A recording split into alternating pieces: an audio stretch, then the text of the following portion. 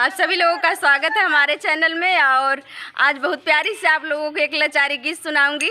क्योंकि आज मेरी पड़ोसी वाली अम्मा जी आई हैं मंदिर पर, कढ़ाई पूड़ी बनाने आई हैं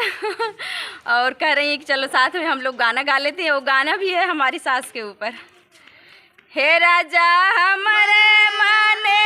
तू ही भावेला, हे राजा हमारे माने तू ही भावेला, जब हंसतई महलिया में आवेला, जब हंसतई महलिया में आवेला, हे रानी हमारे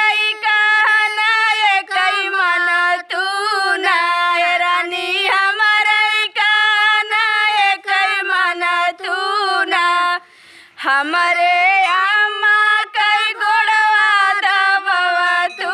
ना, हमारे अम्मा कई गोड़वा दबवा तू ना,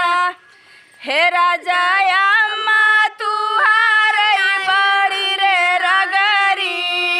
हे राजा अम्मा तू हारे बड़ी रे रगरी, मोर भाई भतीज गरिया,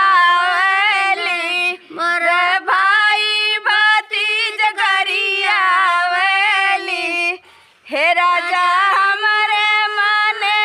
तू ही भावेला, जब हंसतई महलिया में आवेला, हे रानी हमारे कहना कई मन तू ना, हे रानी हमारे कहना कई मन तू ना, हमारे भौजी से मिलजुल के रह तू ना, हमारे भौजी से मिलजुल रह तू ना, हे राजा भौजी तू आरे बड़ी रे रिगिरी, उतई रोटिया में रोटिया बटावेली,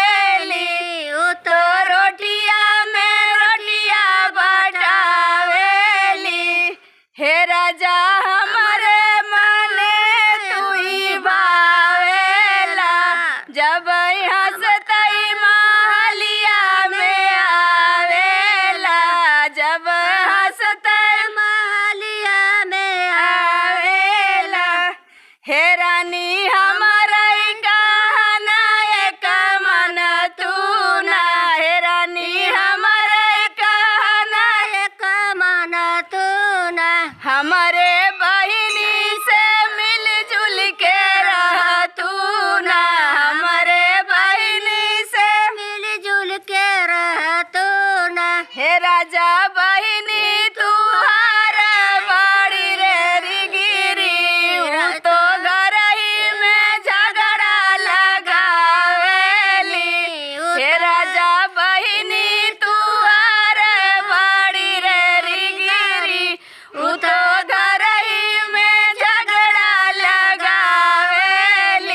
आप लोग बताइएगा गीत कैसी है। और देखिए हमारी सासू जी कितना अच्छे से गाई हमारे साथ में